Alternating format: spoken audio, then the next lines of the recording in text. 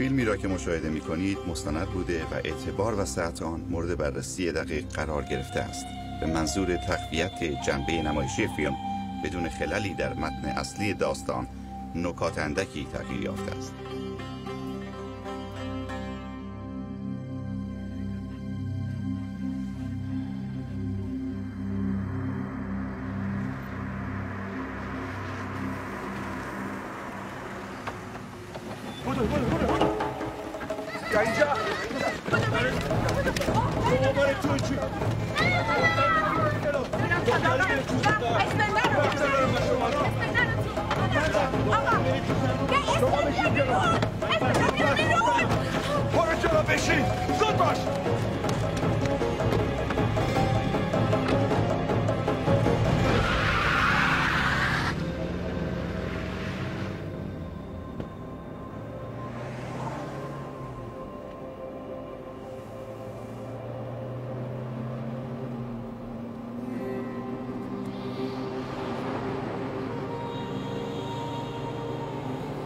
دو سال تو استانبول موندگار شدیم، روزهای خوبی داشتیم، ولی میدونستم که این روزهای خوش داره به پایان میرسه، چون زندگیمون با خطرات متعددی روبرو بود.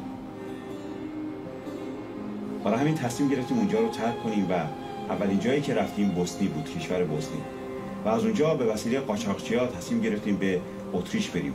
امیدوار بودیم که اونجا به ما پناهندگی بدن. برای همین شبها رو حرکت میکردیم و روزها رو استراحت، گاهی پیاده، گاهی هم با ماشین. اما هرچی به مرز نزدیکتر می شدیم خطر دستگیری ما بیشتر می شد.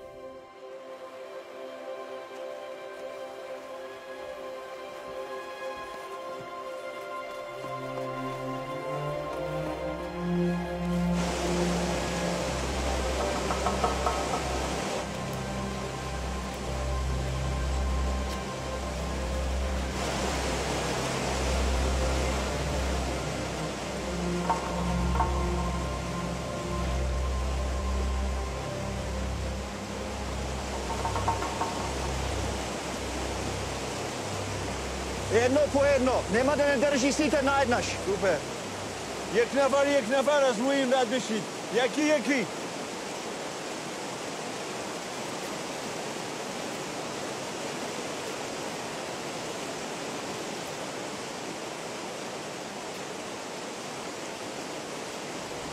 اول قاچاقچی رد شد، بعد استر دخترم و بعد مردو خیلی راحت رد شدن.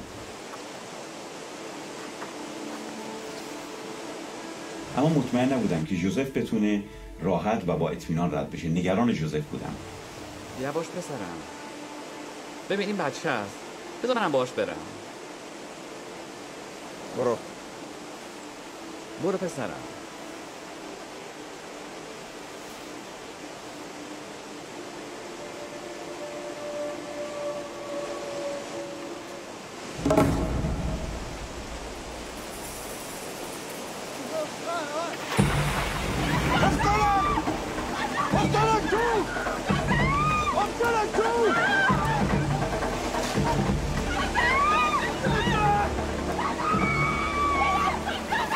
مرگ جلوی ما خودش نشون داد و شروع کرد با من صحبت کردن. گفت اومدم تا تو رو با خودم ببرم. اون خدایی که در موردش صحبت میکنی کجاست؟ رو کردم به خدای خودم، گفتم خداوندا آیا ما رو آوردی تو این برهود تا از بین بریم؟ کجای کار من اشتباه بوده و کجا رو به خطا رفتم؟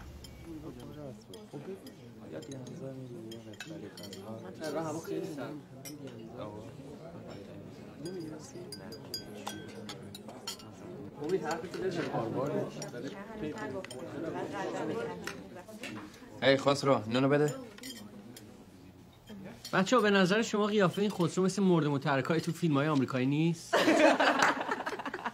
نه بابا، فقط باید خسرو جان یکم بیشتر غذا بخوره. به مادرتون گفتم از اون غذاهایی که من به باباتون میدادم اینجور سر حال و چاق و چله است، برای خسرو جانم بپزه تا اینم خوب و سر حال بشه. ای خسرو کجایی؟ باید برم سر کار. سر کار؟ تو الان باید دانشگاه باشی. از شما که بیشتر پول در میارم. من اگه پول در میارم به خاطر اینه که دارم درس میخونم. نه اینکه مثل بعضیا درس رو ول کنم و برم سراغ کار. اونم تازه کار تو شرکت تلفن. بسه دیگه، ساکت. بسه بچه‌ها.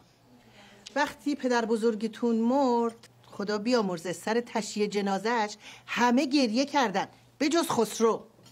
بچه‌م خیلی ناراحت بود اون موقع. تو از کجا میدونی؟ خودش برام گفتش. به من که هیچ وقت هیچی نگفت.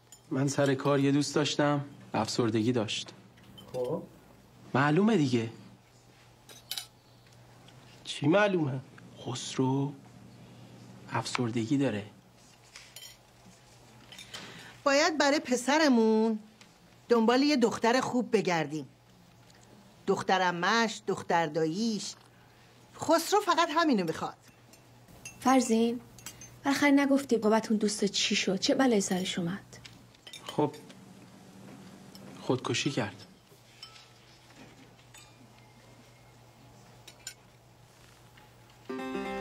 ما یه خانواده پرجمعیت هستیم و معمولا خانواده‌های پرجمعیت تو ایران اتفاق زیادی براشون میفته. تا اون زمان خانواده من اشکای منو ندیده بودن و همه فکر میکردن من یک شخص بی احساس هستم. اما روز به روز داشت اوضاع من بدتر و بدتر میشد. خواستم از طریق قوانین و شریعت خدا به خدا نزدیک بشم. از طریق خوندن کتاب‌های مختلف، شرکت تو مراسم‌های مختلف می‌خواستم ببینم خدا کجاست، ولی او رو پیدا نمی‌کردم. یه احساس عجیبی داشتم، اون خلأ درونیم هیچ جوری پر نمی‌شد. تا اینکه یک روز داشتم قدم می‌زدم و می‌رفتم سر کار، از جلوی یک کلیسای رد شدم که همیشه از اونجا عبور می‌کردم. اما فرقش این دفعه این بود که یک صدایی از داخل اون کلیسا منو به طرف خودش صدا می‌کرد.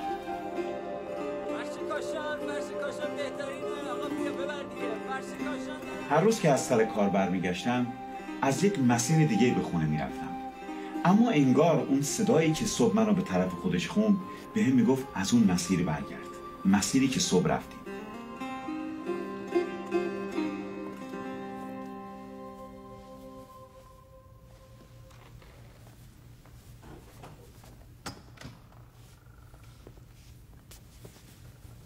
ببخشید خانم، کسی اینجا نیست؟ شما کی هستی؟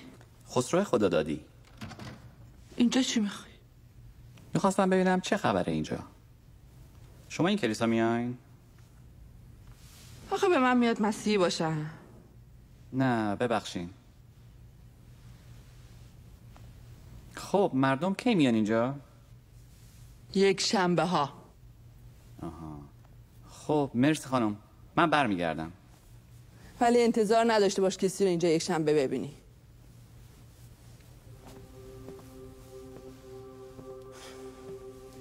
تا اون روز یادم نمیاد که اشتیاق رسیدن چیزی یا روزی رو داشته باشم، نه برای تولدم، نه برای فارغ التحصیلیم و نه هیچ روز دیگه برام زیاد مهم نبود. برای اولین بار بود که مشتاق بودم یک روز برسه، اونم روز یک شنبه. خانشت والت ربنونه وبرونو صورة خايمة بتالكس بابا ومارلي حال السامي باين آزم مبسمن بیو. وارد کلیسا که شدم تعدادی پیرزن و پیرمرد مسن رو دیدم و شخصی مردی که داشت اونجا صحبت میکرد. هیچی اون روز دستگیرم نشد چون نمیدونستم به چه زبانی داره صحبت میکنه. بعدم فهمیدم که این شخص به زبان آسوری که زبان اقلیت‌های مسیحی ایرانه صحبت میکنه.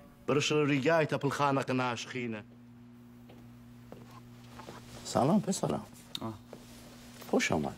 متشکرم. بشین بشین. مرسی. چه کمکی میتونم برات بکنم؟ از کجا شروع کنم؟ من قبلا از اینجا رد شده بودم ولی هیچ وقت این تو نیامده بودم. پاشو یه چیزی دارم میخوام بهت نشون بدم.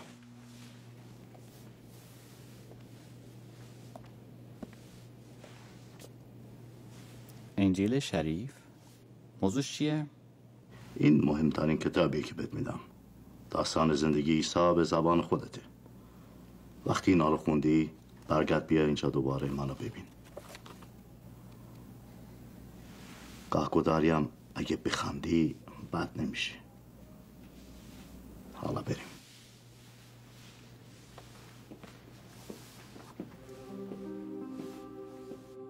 عیسی خورده در میان ایشان برپا داشت و گفت: هر آینه به شما میگویم تا بازگشت نکنید و مثل طفل کوچک نشوید هرگز داخل ملکوت آسمان نخواهید شد. پس هر که مثل این بچه کوچک خود را فروتن سازد همان در ملکوت. تمام عهد جدید رو خوندم، اما همون آدم قبلی بودم و هیچ چیزی در من عوض نشده بود. اما باز شروع کردم از اول خوندن. بارها و بارها این کارو کردم با اینکه احساس میکردم هیچ تغییری در من صورت نگرفته، اما انگار یه چیزی و یک کسی به من میگفت که بخون و ادامه بده و من این کارو بارها تکرار کردم. یک روز که از سر کار به خونه اومدم، خشم و ناامیدی و یأس تمام وجود منو گرفته بود. احساس میکردم هیچ چیز و هیچ کس نمیتونه منو کمک کنه و من در تنهایی تمام و کامل هستم.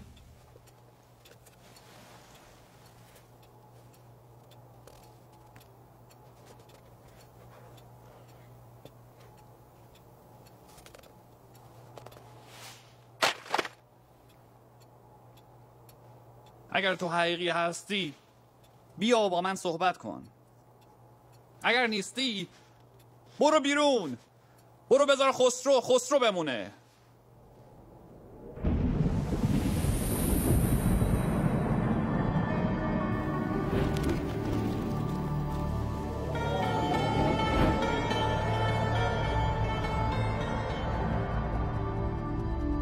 دستتو به من بده و زندگیت عوض میشه.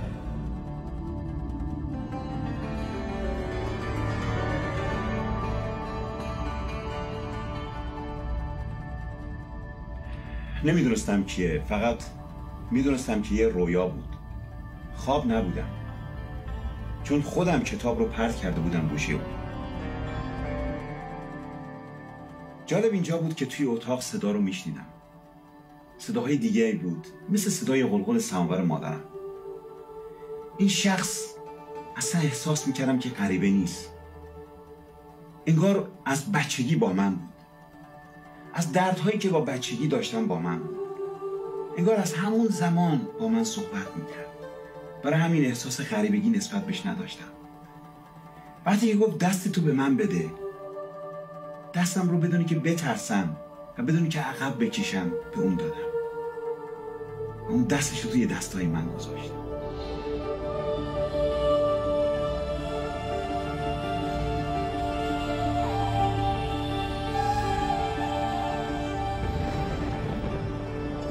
دستامو به طرفش دراز کردم و دستش روی دستم گذاشت. احساس عجیبی داشتم. انگار از سر انگشتام یک برقی تمام وجودم رو گرفت. تمام بدنم خیس شده بود و احساس خیلی خوبی داشتم. اون پوسته قدیمیم ترکیده بود و از شخصیت قدیمیم ریخت و تبدیل به یک انسان جدیدی شدم.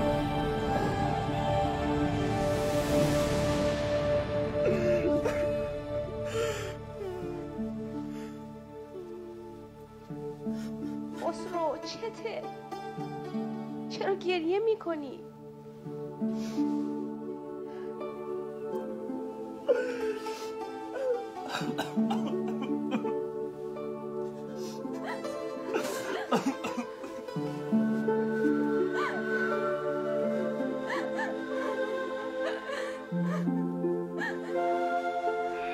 فکر میکنم که اون لحظه‌ای که دیدمش تمام غم و یأس و ناامیدی ازم داشت میرفت. یه شادی ابدی که همیشه به دنبالش بودم داشت به من میومد. تمام دردها داشت میرفت، تمام فشارها داشت میرفت، تمام اون زخمایی که روی من بود و باعث شد که یک شخص خیلی خشن نشون داده بشم داشت از بین میرفت و به جاش شادی خدا میومد. چشمام که باز کردم همه چیز و همه کس قشنگ شده بود. همه چیز به نظرم عالی میومد. پدر مادرم، خونه قدیمیمون، حتی اون حوض قدیمی که توی حیاط خونمون بود چقدر به نظرم زیبا بود با اون ماهیای قرمز و قشنگی که داخلش بود. همه چیز برای من عوض شده بود و تازه شده بود. خسرو جان، تو تولد تازه داری. تو الان یک خلقت تازه توی عیسی مسیح هستی.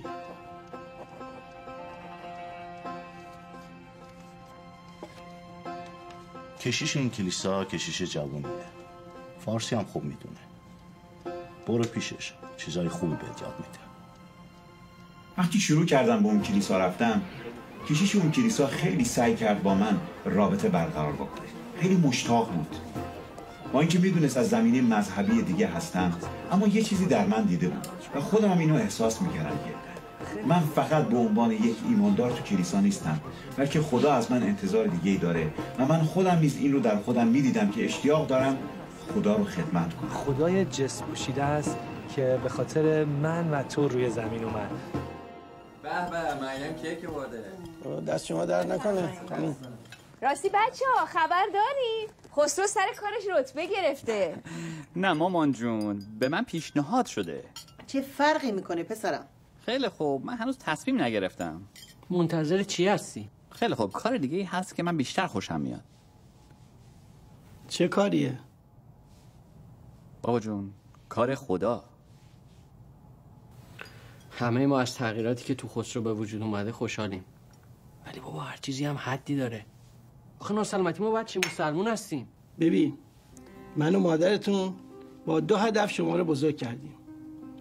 اول اینکه در زندگی یاد بگیرید چجوری به هم محبت کنید و دوم اینکه سخت درس بخونید و اعتماد به نفس داشته باشید و رو پای خودتون بیستید. امروز پسرم خسرو میخنده، گریه میکنه، تو صورت من نگاه میکنه، میگه بابا دوستت دارم. اگر عیسی این تغییرات رو در خسرو به وجود آورده، من اصلا مخالفتی ندارم.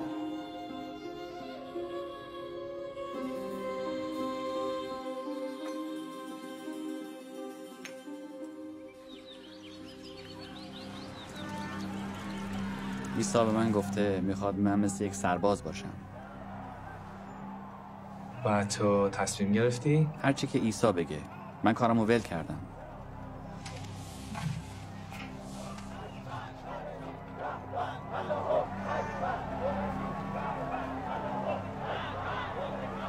مرد حکیم و دانا از بدی میترسه و اجتناب میکنه، اما مرد ساده و نادان از غرور خود رنج میکشه.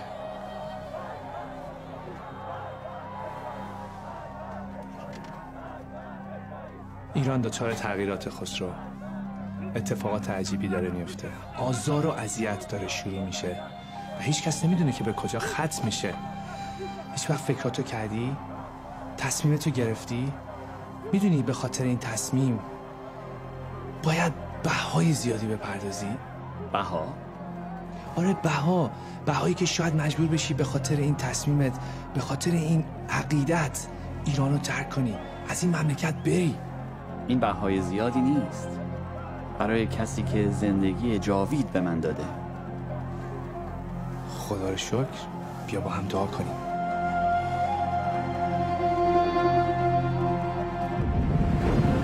سرما پیدا کرده. بگیره.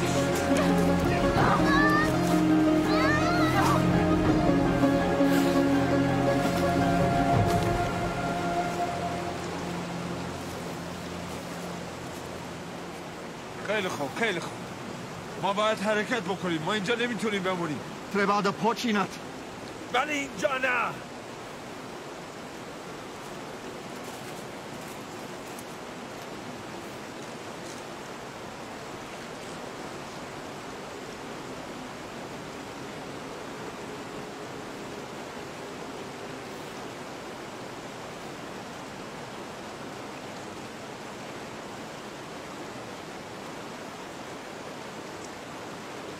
چجوری؟ پسرتو پیدا کردی؟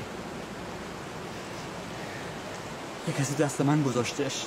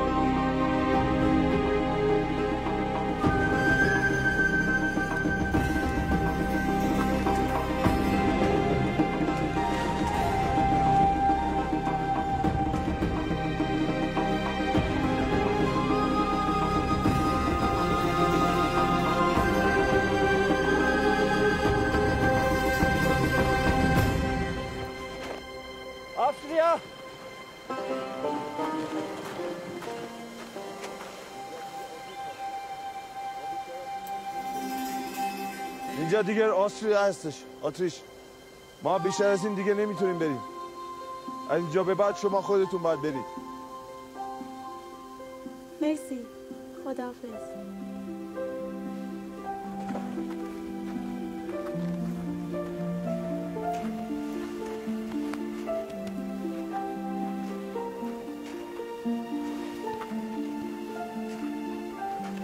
به سلامتی بالاخره به مرز اتریش رسیدیم، یا حداقل اینطور فکر میکردیم که به سلامتی رسیدیم. تازه وارد خاک اتریش شده بودیم که پلیس ما رو دستگیر کرد. هنوز عرقمون خشک نشده بود. اما به جای اینکه ما رو به کشورمون برگردونه یا به کشور ترکیه، وقتی فهمیدن که من کشیش هستم خیلی با احترام با ما برخورد کردن. با اینکه هموطن و همزبانمون نبودن، با احترام ما رو به یک پانسیون منتقل کردن و از اونجا از ما مراقبت کردن. وقتی من و جوزف توی رودخونه افتادیم فکر کردم همه چیز تموم شده. اما فقط اونجا شیطان و مرگ جلوی ما رقصیدن و هیچ کاری از دستشون بر نمی‌آمد. بعد از 8 ماه اقامت توی کشور اتریش پناهندگی کشور آمریکا رو به ما دادن و ما به کشور آمریکا آمدیم و در اینجا کلیسای ایرانیان رو شروع کردیم. دوستی که میتونه برای همه ما بهترین دوست باشه. در مورد شخصیتی صحبت میکنم که قدرت برتر در دنیاست و بر هر قدرتی تسلط داره، اما در اینی که در اوج قدرته تمام دردها و دردمندها رو درک میکنه. کسی که میدونه طعم تلخ ترک شدن یعنی چی. او دوست من و دوست شماست. او دوست خانواده من نیز هست. دوست همسرم مردخت، دخترم استر و پسرم جوزف. او عیسی مسیحه. عیسی مسیحی که میتونه زندگی شما رو عوض بکنه. او قادره امروز زندگی شما رو نیز عوض بکنه.